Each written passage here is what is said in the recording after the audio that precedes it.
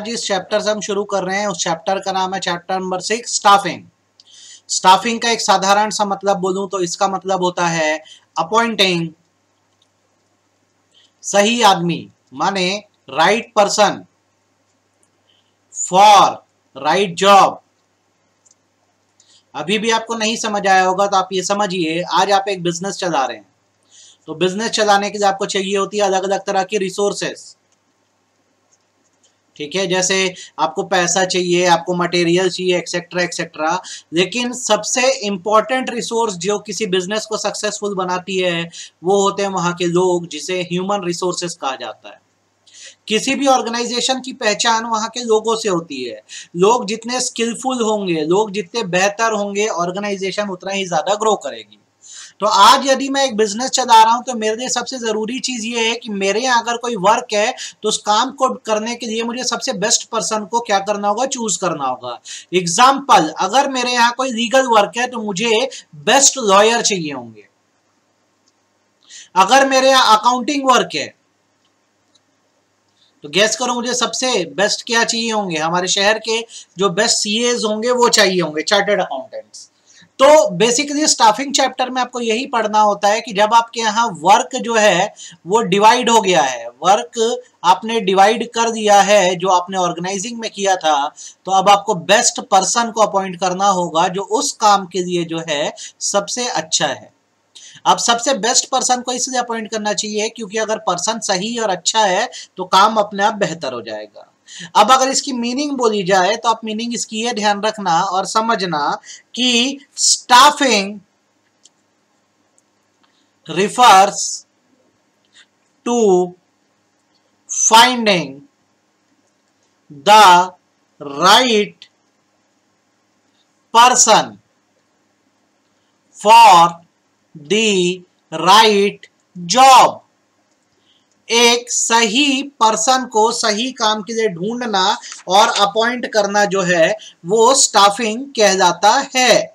ठीक है, आपको अगर सही पर्सन को ढूंढना है तो आपको कुछ स्टेप्स अपनाने होंगे, आपको कुछ प्रोसेस फॉलो करने होंगे और ये प्रोसेस अलग अलग हिस्सों में बटा है। जैसे सबसे पहला काम आपको जो करना है वो ये है कि आपको ये देखना होगा आप क्या मैन पावर की रिक्वायरमेंट है, लोगों की रिक्वायरमेंट है भी कि नहीं है। तो मैन पावर रिक्वायरमेंट को एस्टिमेट करने का मतलब होता है फाइंडिंग वेदर ह्यूमन रिसोर्स का मतलब क्या, पीपल्स आर रिक्वायर्ड और नॉट। लोग लगे तो रखो ना, वरना क्यों रखोगे। तो सबसे पहला आपको अगर सही लोगों को अपॉइंट करना है या फाइंड करना है तो पहले तो ये देख लो आप कि आप क्या जरूरत है भी कि नहीं है। तो ये कैसे पता करें, तो इसमें कुछ एनालिसिस करने होते हैं। जैसे एक एनालिसिस क्या जाता है, वर्कलोड एनालिसिस। एक मैनेजर जब वर्कलोड एनालिसिस करता है तो इसका बेसिकली मतलब होता है कि एक जॉब को करने के लिए एवरेज रिक्वायर्ड पर्सन कितने चाहिए, एवरेज रिक्वायर्ड पर्सन कितने चाहिए। जैसे मैं बोलता हूं मेरे यहाँ जो जॉब है उसको करने के लिए कम से कम 20 लोगों की जरूरत पड़ती है। ठीक है, यह एवरेज इतने लोगों की जरूरत पड़नी चाहिए। अब मैनेजर इसके बाद दूसरा एक एनालिसिस करता है जिसे हम कहते हैं work force analysis. Work force analysis का बेसिकली मतलब होता है ये देखना कि अभी उस जॉब को करने के लिए हमारे यहाँ कितने लोग हैं। जैसे जॉब है तो उसको करने के लिए अभी एग्जिस्टिंग वर्क फोर्स कितनी है, कितने लोग अभी उस काम को कर रहे हैं। काम करने के लिए तो चाहिए 10 एवरेज कितने लोग, 20 लोग। अब हमारे यहाँ उस काम को करने के लिए कितने लोग हैं, 15 लोग, 15% है। तो अब यहाँ पर जब आप कंपैरिजन करोगे तो आपको ये बात समझ आएगी बेसिकली कंपैरिजन करने पर कि आपके यहाँ वर्क लोड जो है WL लिख दे रहा हूं, कितने लोगों का है, 20 लोगों का है। और आपकी वर्क फोर्स कितने लोगों की है, 15 लोगों की है। तो इसका मतलब अभी आपको कितनी मैन पावर की और रिक्वायरमेंट है, 5% की। तो अब आप क्या करिए, आप सबसे पहले तो अपनी रिक्वायरमेंट देख लो। तो अब आपको समझ आ गया होगा कैसे रिक्वायरमेंट देखी जाती है। वर्कलोड एनालिसिस करो, कितने लोग उस काम को करने के लिए चाहिए। वर्क फोर्स एनालिसिस करो, अभी कितने लोग हैं, और जो डिफरेंस होगा उतने लोग की आपको रिक्वायरमेंट होगी, जरूरत होगी। अब आपको पता लग गया आपको 5 लोगों की जरूरत है, तो अब ये 5 सबसे बेहतरीन लोग कौन होंगे, उसके लिए आपको क्या करना होगा, आपको लोगों को इनवाइट करना होगा। Invite the persons to apply for job. लोगों को इनवाइट करना होगा कि वो आए और जॉब के लिए क्या करें, अप्लाई करें, और इसे हम कहते हैं रिक्रूटमेंट करना। हमेशा याद रखो रिक्रूटमेंट जो होता है ये एक पॉजिटिव प्रोसेस होता है। ये पॉजिटिव प्रोसेस इसलिए होता है क्योंकि यहाँ पर सभी को इनवाइट कर दिया जाता है, इर्रेस्पेक्टिव वो कोई भी है, कोई भी आकर जॉब के लिए अप्लाई कर सकता है, और यहाँ किसी को रिजेक्ट नहीं किया जाता। अब क्या होगा कि जैसे इन्वाइट किया गया, हमारे यहाँ एग्जाम्पल अभी रिक्वायरमेंट कितने लोगों की है, 5 लोगों की, 5 पर्सन की रिक्वायरमेंट है। अब हमको चाहिए ये क्या, बेस्ट पर्सन, सबसे बेहतरीन चाहिए हमें 5 लोग, है ना। तो हम क्या करते हैं, इसके रिक्रूटमेंट ड्राइव निकालते हैं, मतलब पूरे देश भर में ऐड दे देते हैं कि हमारे यहाँ 5 पोस्ट खाली है। अब देश में बेरोजगारी तो इतनी है कि मान लो इसके लिए 10 लाख लोग आ गए, ठीक, 10 लाख पीपल मैं बोल सकता हूँ, ये एप्लीकेंट आ गए, ठीक है, इतने लोगों ने मान लो अप्लाई कर दिया, पर अभी भी जगह कितनी है, 5 ही है ना। तो अब आपको क्या करना होगा, इन 10 लाख लोगों में से जो बेस्ट होंगे उनको सिलेक्ट करना होगा। तो अगला प्रोसेस हमारा क्या हो जाता है, सिलेक्शन। इसका मतलब होता है क्या, choosing the most suitable person. 10 lakh applicant जो आए हैं उनमें से 5 सबसे बेहतरीन को आपको चुनना पड़ेगा। तो अगर आपने 5 को चुना है तो बाकी को क्या कर दिया, आपने रिजेक्ट कर दिया। तो ये कैसा प्रोसेस हुआ, ये नेगेटिव प्रोसेस हुआ। इस बात को दिमाग में बिठा लो, रिक्रूटमेंट पॉजिटिव प्रोसेस है क्योंकि यहाँ सबको इन्वाइट किया जाता है, लेकिन सिलेक्ट सबको नहीं किया जाता, कुछ को ही सिलेक्ट किया जाता है, बाकियों को रिजेक्ट किया जाता है, इसलिए ये क्या है, नेगेटिव प्रोसेस है, सिलेक्शन। अब भाई जो लोग सिलेक्ट हो गए, ठीक है, अब बेसिकली क्या होगा, उनको ये ऑफर किया जाएगा कि वो पोस्ट आकर ऑक्यूपाई करें, ऑक्यूपाई द पोस्ट बोला जाएगा, हमने आपको सिलेक्ट कर दिया है, अब आप आइए और क्या करिए, पोस्ट को ऑक्यूपाई करें। ये कब होगा, अपॉन सिलेक्शन, जब आप सिलेक्ट हो जाओगे तो आपको पोस्ट को ऑक्यूपाई करने कहा जाएगा। अब आप पोस्ट को ऑक्यूपाई कर दिए तो आपका ओरिएंटेशन होगा। ओरिएंटेशन का मतलब होगा बेसिकली इंट्रोडक्शन। आपको किस चीज से इंट्रोड्यूस कराया जाएगा, वर्क कल्चर से, ठीक है। जो एग्जिस्टिंग एम्प्लॉयज है उनसे आपको मिलाया जाएगा कि हमारे यहाँ ये लोग हैं, ताकि आप उनके साथ एक क्या बॉन्डिंग बना सको और काम को क्या कर सको, बेहतर समझ सको, ठीक है। आपको बताया जाएगा कि ऑर्गेनाइजेशन में कौन सुपीरियर है, कौन सबऑर्डिनेट है, ताकि आपको भी आपकी पोजीशन पता रहे। अब आपका ओरिएंटेशन हो गया, आपको वर्क कल्चर के बारे में पता लग गया, एम्प्लॉइज से आप मिल लिए, पता है अब आपको सुपीरियर कौन है, सबऑर्डिनेट कौन है। तो अब आपकी कंपिटेंसी बढ़ाने के लिए, आपकी कंपिटेंसी बढ़ाने के लिए, आपकी कंपिटेंसी इंक्रीज करने के लिए आपको ट्रेनिंग दी जाएगी। क्या है, आपको काम आता है, वेल एंड गुड, पर हमारी ऑर्गेनाइजेशन के हिसाब से आता है क्या, जवाब है नहीं। तो सबसे पहले आपको ट्रेनिंग दी जाएगी। ट्रेनिंग का मतलब होता है टेक्निकल ट्रेनिंग दी जाएगी। आप जिस काम में अच्छे, आपको और पॉलिश कर दिया जाएगा। लाइक आप एक चार्टर्ड अकाउंटेंट हो, हम मानते हैं कि आपने आर्टिकलशिप करी है, इंटर्नशिप करी है, आपको काम आता है, बट आप हमारे यहाँ आओगे तो हम आपका एक ट्रेनिंग पीरियड रख देंगे ताकि आप हमारी ऑर्गेनाइजेशन के हिसाब से बेहतर तरीके से और काम सीख जाओ। दूसरा, हम आपका डेवलपमेंट करेंगे। हम मतलब ऑर्गेनाइजेशन डेवलपमेंट किस प्रकार से करेंगे, हम आपका ओवरऑल डेवलपमेंट करेंगे। ओवरऑल डेवलपमेंट का मतलब ये है कि आपकी हम पर्सनैलिटी डेवलप करेंगे, आपको कुछ इस तरह से सुविधाएं देंगे कि ऑर्गेनाइजेशन के लिए आपकी बिलोंगिंगनेस, ऑर्गेनाइजेशन के लिए आपकी बिलोंगिंगनेस एंड डेडिकेशन बढ़े, आपको लगे वाह किस ऑर्गेनाइजेशन में हम आ गए।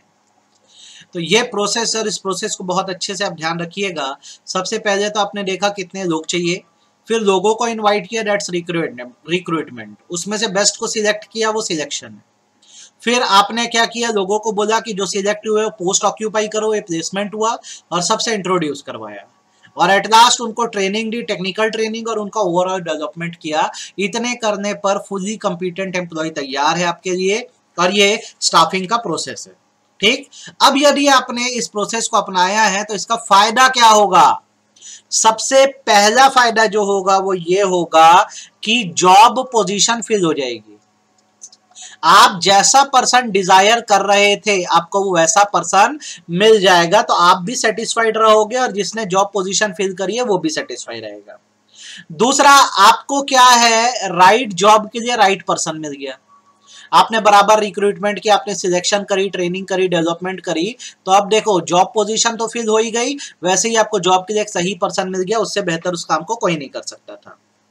तीसरा ये होगा कि क्योंकि आपने बराबर मैन पावर प्लानिंग करके काम किया है, आपने उतने ही लोगों को रखा है जितनी आपको जरूरत थी, तो इससे क्या होगा, कई चीजें होंगी। सबसे पहला जॉब क्लैरिटी आ जाएगी, किसको क्या करना है, ठीक है। ओवरलैपिंग नहीं होगी, लोग मतलब कंफ्यूजन नहीं होगा, क्योंकि ज्यादा लोग नहीं है, जितने जरूरत के लोग हैं उतने ही चाहिए।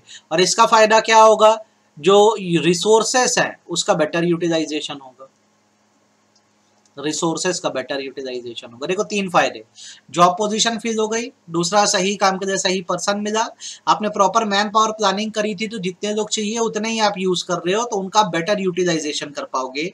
नेक्स्ट थिंग, आपका स्टाफ एफिशिएंट है, आपका स्टाफ एफिशिएंट है, आपके एम्प्लॉइज एफिशिएंट है, तो कहीं ना कहीं आपका बिजनेस जो है लॉन्ग टर्म में सर्वाइव भी करेगा, और अगर सर्वाइव कर रहा है तो स्वाभाविक सी बात है आगे जाके ग्रो भी करेगा, ठीक है। देन कंपीट करने में आपको हेल्प मिलेगी, जैसे दो ऑर्गेनाइजेशन है, ठीक है, दोनों का सेल्स एक जैसा है, दोनों का सेल्स एक जैसा है, दोनों क्या का वर्क स्ट्रक्चर भी एक जैसा है, ठीक है।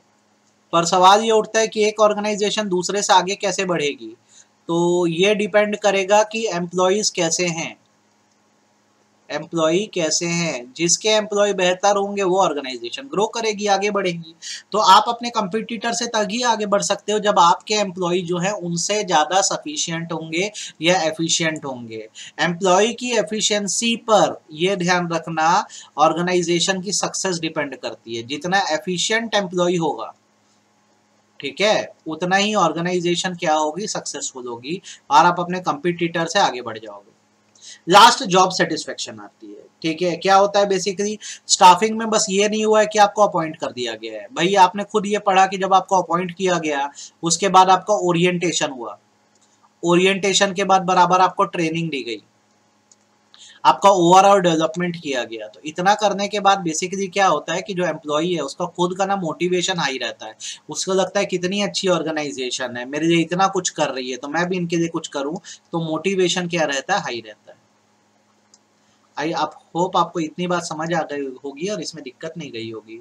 तो अभी तक मैंने आपको क्या बता दिया, स्टाफिंग क्या होता है आपको समझ आ गया होगा, सही इंसान को चुनना, ठीक है। स्टाफिंग के लिए जरूरी क्या है, सबसे पहले देखो कितने लोगों की जरूरत है, जब पता लग जाए कितने लोगों की जरूरत है तो आप रिक्रूटमेंट करो, मतलब लोगों को इन्वाइट करो, जो बेस्ट हो उसको सिलेक्ट करो, ठीक है, पोजीशन ऑक्यूपाई करवाओ, सबसे इंट्रोड्यूस करवाओ, ट्रेनिंग डेवलपमेंट करो। इसके अपने फायदे और इंपॉर्टेंस है, रोल फिल हो गया, जॉब पोजीशन फिल हो गई, सही काम के लिए सही इंसान मिला, रिसोर्सेज का बेटर यूटिलाइजेशन हुआ, ऑर्गेनाइजेशन की ग्रोथ हुई, कंपटीटर से आप आगे निकल जाओगे क्योंकि आपके एम्प्लॉय ज़्यादा एफिशिएंट है, और एम्प्लॉय के मन में भी जॉब सेटिस्फेक्शन है क्योंकि उसको आपने बराबर क्या किया है, ट्रेन किया है, फिर जॉब पे रखा है, आग बंद करके जॉब पे नहीं रखा। तो अब जैसे आप इतना प्रोसेस पढ़ लिए, बेनिफिट पढ़ लिए, तो अब आपको ये बात समझ जानी चाहिए कि स्टाफिंग जो है बेसिकली वो 3 एलिमेंट से बनता है।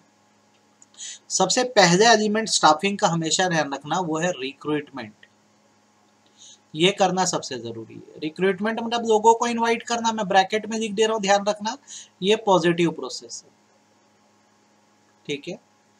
रिक्रूटमेंट के बाद आपको क्या करना है, लोगों का सिलेक्शन करना है, ये कैसा प्रोसेस है, ध्यान रखो, ये नेगेटिव प्रोसेस है।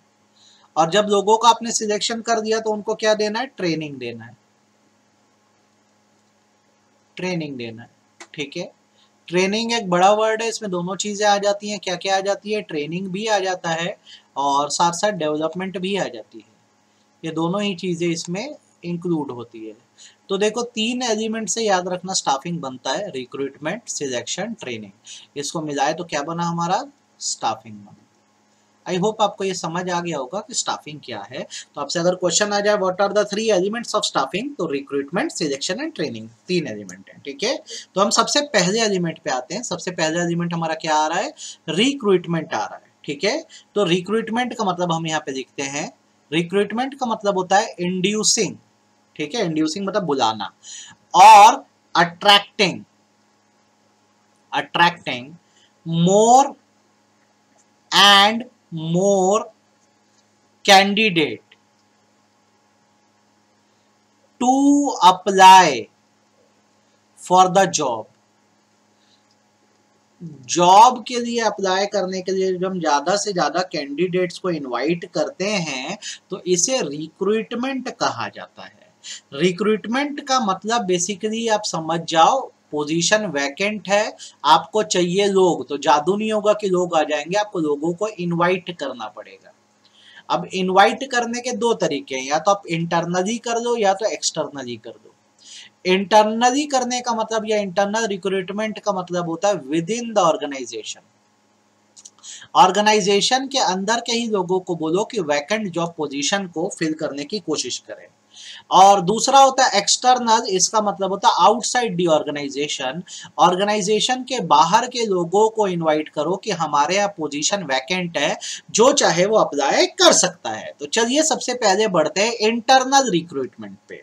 तो इंटरनल रिक्रूटमेंट का मतलब होता है the vacant job position shall be filled by inducing का मतलब क्या होता है, attracting the existing employee of the organisation. Organisation के एग्जिस्टिंग एम्प्लॉय को बोला जाता है कि भैया ये जॉब पोजीशन है, इसको फिल करना है, आप अप्लाई कर सकते हैं। एग्जाम्पल के तौर पे मेरी ऑर्गेनाइजेशन है ABC लिमिटेड, ठीक है, यहाँ पे एक जनरल मैनेजर थे, ठीक है, मिस्टर अजय, और उनके नीचे करीबन बहुत सारे जो थे वो AGM थे, असिस्टेंट जनरल मैनेजर थे, ठीक है। अब क्या हुआ, मिस्टर अजय ने किसी रीजन से कंपनी से रिजाइन कर दिया, तो अब जब ये रिजाइन करे तो इनकी पोस्ट जो है ये वैकेंट हो गई है, खाली हो गई है। तो जो ओनर्स है कंपनी के, उनका कहना ये है कि बाहर से हम किसी को क्यों ढूंढे, जो अभी असिस्टेंट जनरल मैनेजर्स हैं इनको हम इनवाइट करते हैं कि जनरल मैनेजर की पोजीशन खाली हो गई है, अगर किसी को लगे तो उस पोजीशन के लिए अप्लाई कर सकता है। तो भाई जनरल मैनेजर बड़ी पोजीशन है, असिस्टेंट जनरल मैनेजर उसके नीचे की पोजीशन है, तो अब यहाँ पर क्या बोला जा रहा है कि आप इस वैकेंट पोजीशन को फिल कर दो। किसी बाहरी इंसान को थोड़ी ना बोला गया, किसको बोला गया, ऑर्गेनाइजेशन के अंदर के पर्सन को बोला गया। तो इसे इंटरनल रिक्रूटमेंट कहते हैं, ऐसे किया जाता है इंटरनल रिक्रूटमेंट। करने के इसके दो तरीके हैं नॉर्मली इंटरनल रिक्रूटमेंट। एक तरीका जो होता है उसे कहा जाता है बेसिकली ट्रांसफर करना, ठीक है। ट्रांसफर का मतलब बेसिकली होता है shifting, shifting of employee from one job position to other position at same level of authority. ये बात यहां पे थोड़ा ध्यान रखना है, सेम लेवल ऑफ अथॉरिटी, ठीक है। इसका एग्जांपल देते हैं, अक्सर ये बैंक्स में होता है। लाइक बैंक की एक ब्रांच रायपुर में सिचुएटेड है, अब यहाँ की पोस्ट वैकेंट हो गई, यहाँ के मैनेजर कहीं चले गए, तो बैंक वाले क्या करते हैं कि जैसे मान लो जो कोई दुर्ग भिलाई में मैनेजर है उनको ट्रांसफर करके कहाँ भेज देते हैं, रायपुर भेज देते हैं, ठीक है। तो वो पर्सन दुर्ग में भी मैनेजर ही था और उसको जब शिफ्ट करके रायपुर भेजा गया वहां पर भी वो मैनेजर ही है। तो ये इंटरनल रिक्रूटमेंट है, बाहर से कोई नए मैनेजर को ना लाकर ऑर्गेनाइजेशन के अंदर के ही मैनेजर को शिफ्ट कर दिया गया दूसरी जगह। तो ये इंटरनल रिक्रूटमेंट का एक तरीका है। दूसरा जो हम कर सकते हैं वो है प्रमोशन। प्रमोशन का मतलब थोड़ा सा अलग है। प्रमोशन का मतलब होता है shifting of employee from one job position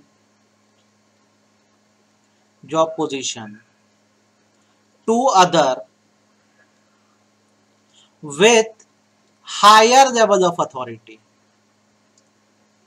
मतलब आपका जॉब भी चेंज होगा और आपकी अथॉरिटी भी क्या होगी, बढ़ जाएगी। अगेन वो एग्जांपल देते हैं, भाई बैंक है, ठीक है, रायपुर की ब्रांच का मैनेजर हट गया है, दुर्ग की ब्रांच में एक असिस्टेंट मैनेजर था, उन्हें बोला गया कि अब आप क्या करिए, रायपुर ब्रांच के मैनेजर बन जाइए। तो अब यहाँ पर जॉब तो शिफ्ट हुआ ही हुआ, साथ में पोस्ट भी बढ़ गई, पहले असिस्टेंट मैनेजर थे, अब क्या हो गए, मैनेजर हो गए। तो इंटरनल रिक्रूटमेंट के ध्यान रखिए, दो तरीके हैं। कौन कौन से तरीके हैं, ट्रांसफर और प्रमोशन। आई होप आपको एकदम अच्छे से अभी तक जो मैं पढ़ा रहा हूं वो समझ आ रहा होगा और इसमें कोई तकलीफ नहीं आ रही होगी। एक्सटर्नल रिक्रूटमेंट पर, जब एक्सटर्नल रिक्रूटमेंट कहा जाता है तो इसका बेसिकली मतलब होता है कि हम बाहर से कैंडिडेट को लेकर आ रहे हैं। कहने का मतलब यह है कि when the candidate from outside the organisation, the बाहर से है ना, आउटसाइड द ऑर्गेनाइजेशन इज, या आर लिखोगे तो ज्यादा बेटर है, are invited to fill the vacant job position, खाली जॉब पोजीशन को भरने के लिए जब हम बाहर से लोगों को इनवाइट करते हैं तो इसे क्या कहा जाता है, एक्सटर्नल रिक्रूटमेंट कहा जाता है। ये इंटरनल का बेटा बिल्कुल अपोजिट है, ठीक है। तो अगर मुझे एक्सटर्नल रिक्रूटमेंट करने हैं तो इसके क्या क्या तरीके होंगे, मैं सारे तरीके एक बार देखता हूं फिर आपको समझाऊंगा। सबसे पहला मेरे लिए इसमें तरीका होगा या मेथड होगा डायरेक्ट रिक्रूटमेंट। सबसे पहले तो मैं यही करूंगा। डायरेक्ट रिक्रूटमेंट के बाद और मैं जो कर सकता हूं वह है कैजुअल कॉलर। आपको सबका मतलब भी मैं अभी समझाऊंगा, कैजुअल कॉलर। उसके अलावा जो मैं कर सकता हूं वो है एडवर्टाइजिंग। एडवर्टाइजिंग के अलावा जो मेथड यूज कर सकते हैं वो है एम्प्लॉयमेंट एक्सचेंज।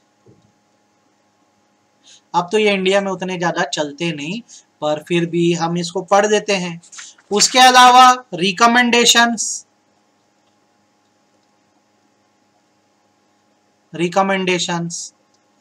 उसके अलावा और बोला जाए तो कैंपस रिक्रूटमेंट,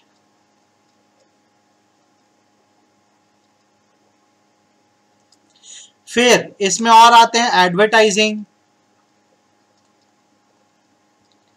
और इसमें आता है फैक्ट्री गेट। ऐसे और भी मेथड हैं, ये लिस्ट इंक्लूसिव है। इंक्लूसिव होने का मतलब इसमें बहुत सारी टेक्निक्स और भी जोड़ी जा सकती है। जैसे हम सबसे पहले क्या बात करते हैं, डायरेक्ट रिक्रूटमेंट की। तो जहां मेरा ऑफिस है मैं क्या करूंगा, ऑफिस के गेट के सामने बेसिकली एक नोटिस पेस्ट कर दूंगा। कैसा नोटिस की रिक्वायरमेंट है, अक्सर बेसिकली क्या होता है कि अगर वर्क अनस्किल्ड है, अनस्किल्ड वर्क है, जैसे आपको क्या पेपर हैंडलिंग के लिए पर्सन चाहिए, स्वीपर चाहिए, जैसे पीयून चाहिए, तो आप इस मेथड पे जाओ। जहां पे आपकी शॉप है उसके सामने आप लगा दो कि सेल्स गर्ल्स की आवश्यकता है या सेल्स बॉय की आवश्यकता है, स्वीपर की आवश्यकता है, पीयून की आवश्यकता है, तो लोग आएंगे जिसको जरूरत पड़ेगी। दूसरा होता है भाई हमारा कैजुअल कॉलर। कैजुअल कॉलर थोड़ा सा आप अच्छे से समझ लेना, जो बड़ी ऑर्गेनाइजेशंस होती है, बिग ऑर्गेनाइजेशंस होती हैं, वो क्या करती हैं, एप्लीकेशन फाइल मेंटेन करती हैं, एप्लीकेशन फाइल मेंटेन करती है। अब इस फाइल में क्या होता है बेसिकली कि जितने पेंडिंग एप्लीकेशन है, मतलब जो लोग पहले सिलेक्ट नहीं हो पाए, उनका डिटेल होता है। ठीक, लाइक एग्जांपल के तौर पे लास्ट टाइम 2 पोस्ट निकली थी, अब इसके लिए 6 सूटेबल कैंडिडेट थे, अब इसमें से 2 को सिलेक्ट कर दिया गया, तो जो बचे 4 है उनको क्या करते हैं, हम फाइल लिस्ट में डाल देते हैं। अब कल को अगर जगह खाली होगी तो हम उनको कॉल करके बुलाएंगे कि पिछली बार आपका सिलेक्शन नहीं हो पाया था, अगर आपको लगे तो आप अभी आके अप्लाई कर दो, ठीक है। उसके अलावा एडवर्टाइजिंग एक टेक्निक है। एडवर्टाइजिंग का मतलब होता है बेसिकली आप क्या कर सकते हो, मीडिया का यूज कर सकते हो, ठीक है, पेपर ऐड दे दो, आता ना पेपर में जो पूरा कॉलम होता है रिक्रूटमेंट्स का, उसके थ्रू आप लोगों को बुलवा सकते हो। उसके बाद गवर्नमेंट के एम्प्लॉयमेंट एक्सचेंज होते हैं, एम्प्लॉयमेंट एक्सचेंज होते हैं। यहां पर क्या होता है कि ये एम्प्लॉयमेंट एक्सचेंज जो होता है ना, ये बड़े बड़े बिजनेस हाउसेस का रजिस्ट्रेशन करके रखता है, जो लोग जॉब प्रोवाइडर्स होते हैं। अब जिनको जॉब की जरूरत होगी उनको हम बोलेंगे जॉब सीकर। तो ये एक्सचेंज क्या करते हैं, इन लोगों को मिलाने का काम करते हैं। अगर जॉब प्रोवाइडर की जगह खाली है तो जिसको नौकरी चाहिए जॉब सीकर को वहां भेज दिया जाता है। इसका मतलब ये नहीं है कि नौकरी लग ही जाएगी, बट ठीक है, चांस हो सकता है। देन इसके बाद रिकमेंडेशन की बारी आती है।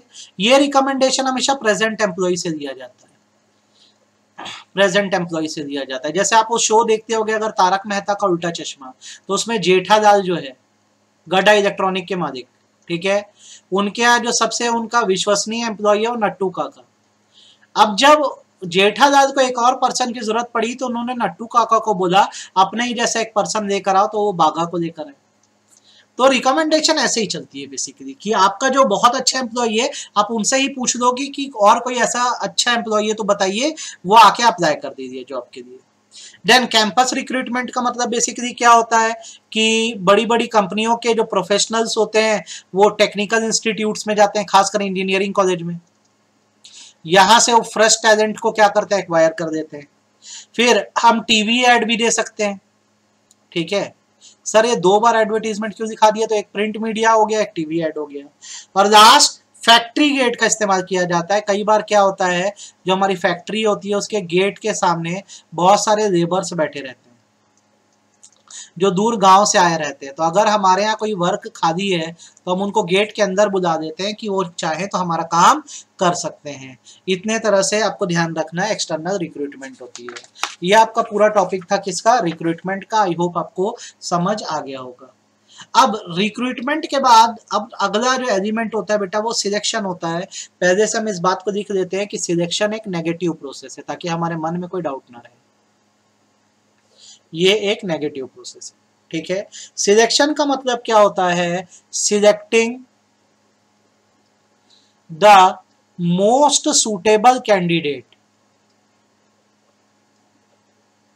Most suitable candidate out of various applicants.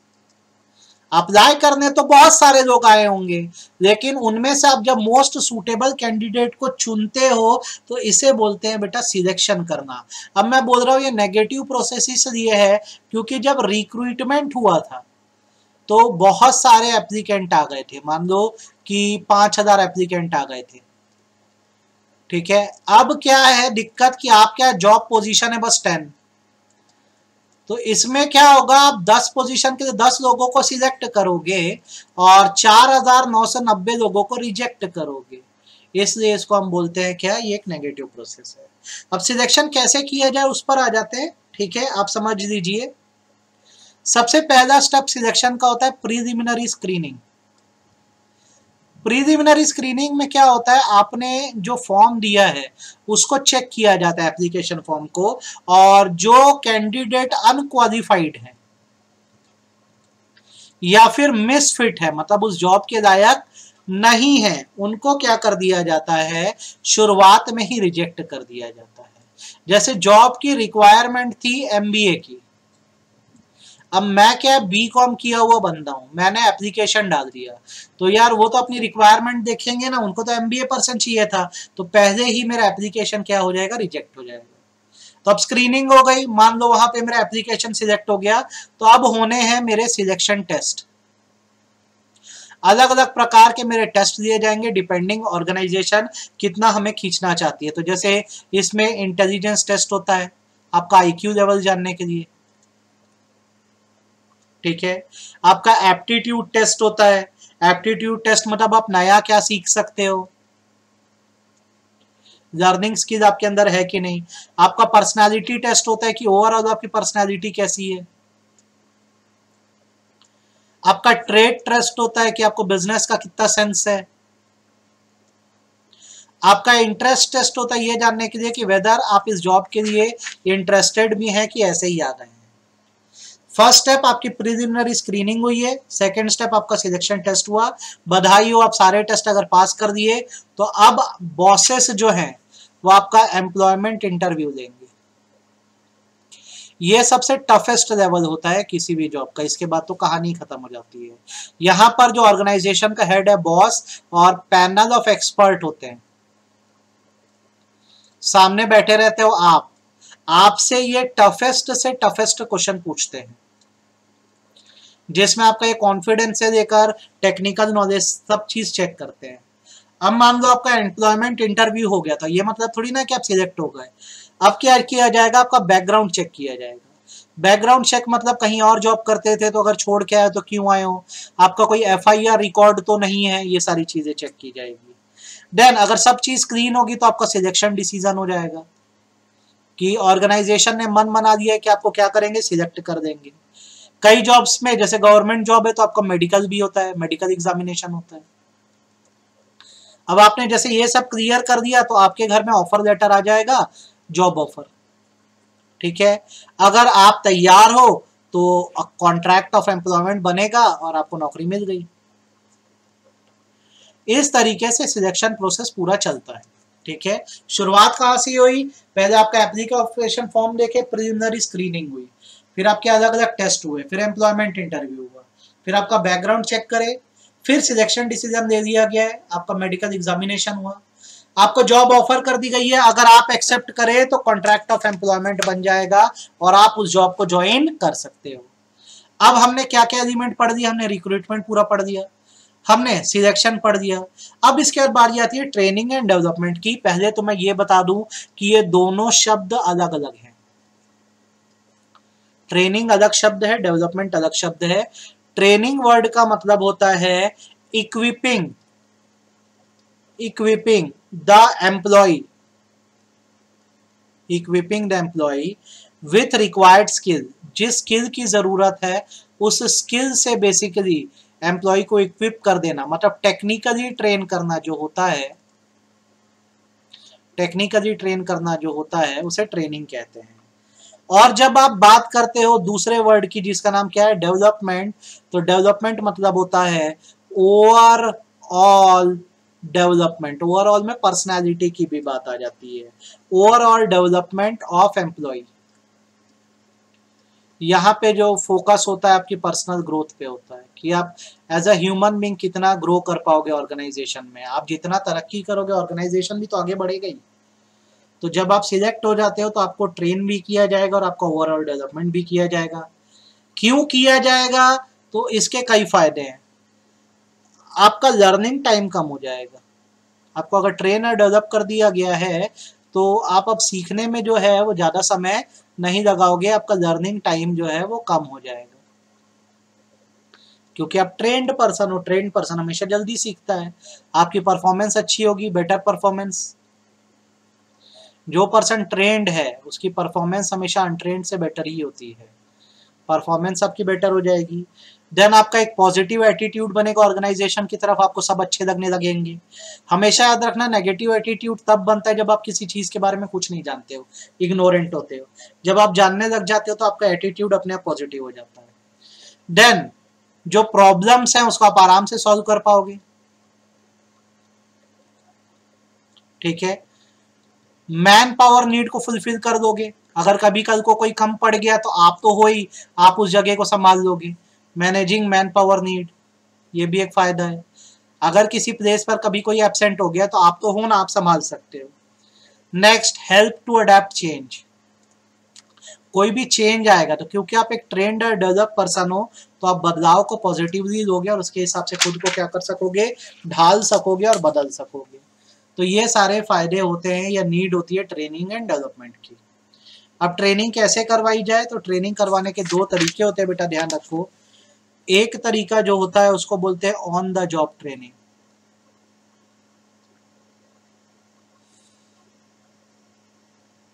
और जो दूसरा तरीका होता है उसको बोला जाता है ऑफ द जॉब ट्रेनिंग।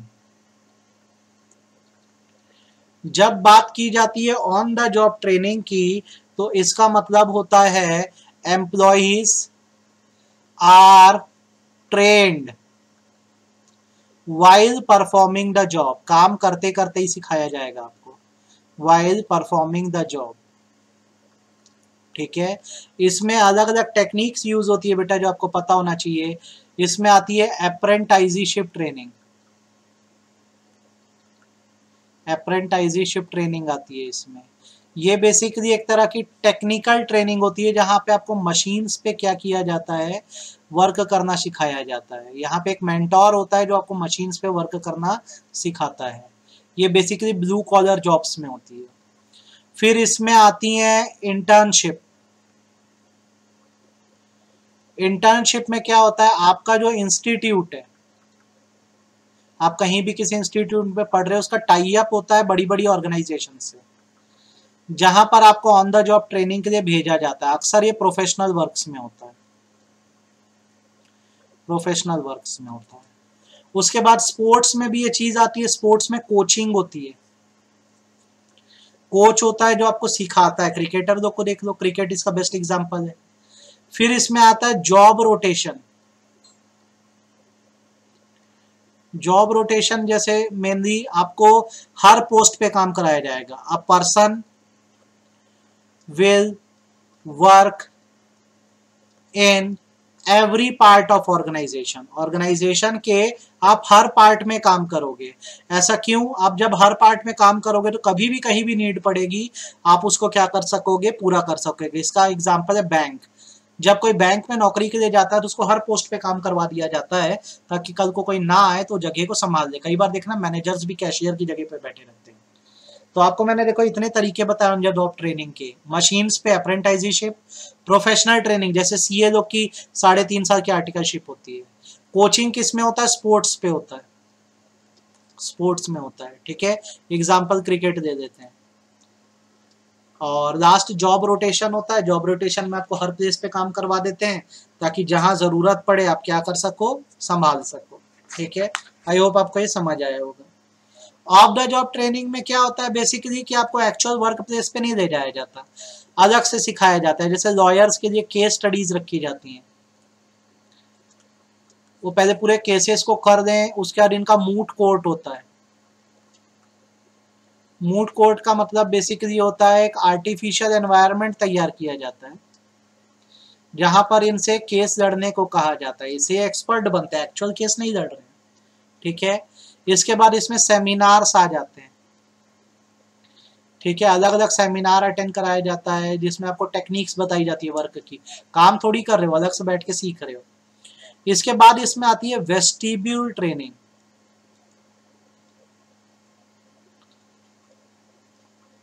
अब ये क्या है, थोड़ा इंपॉर्टेंट है, इसको अच्छे से समझ लेना। वेस्टिब्यूल ट्रेनिंग का मतलब होता है डुप्लीकेट मॉडल ऑफ ऑर्गेनाइजेशन। आपको ट्रेन करने के लिए डमीज का यूज किया जाता है। आप डमीज पे पहले वर्क कर दीजिए, उस पे एक्सपर्ट हो जाओगे तो आपको क्या करना होगा, फिर मेन पर वर्क कराया जाएगा। हर वो चीज जो पब्लिक की लाइफ से अफेक्ट करती है उस पे वेस्टिब्यूल ट्रेनिंग चलती है। जैसे डॉक्टर्स को पहले क्या किया जाता है, डेड बॉडी पे ऑपरेट करना सिखाया जाता है। मुन्ना भाई एमबीबीएस मूवी में दिखाया है। जो फायरमैन्स होते हैं उनके लिए एक आर्टिफिशियल सेटअप लगाया जाता है, वहां पर उनको आग बुझाना होता है। पुलिसमैन होते हैं, उनके लिए मॉक ड्रिल्स होती हैं। एकदम असली जैसा एनवायरनमेंट क्रिएट किया जाता है और बोला जाता है आप वहां पे पहले ट्रेन हो जाओ, फिर आपको रियल एनवायरनमेंट में उतारेंगे। डायरेक्टली जो होता है प्रैक्टिकल ट्रेनिंग ना देकर आर्टिफिशियल या डुप्लीकेट तरीके से दी जाती है, इसे वेस्टिब्यूल ट्रेनिंग बोलते हैं। तो आई होप आपको ऑन द जॉब और ऑफ द जॉब दोनों समझ आ गया होगा और इसमें आपको बिल्कुल दिक्कत नहीं गई होगी। स्टाफिंग चैप्टर में इतना पढ़ना है।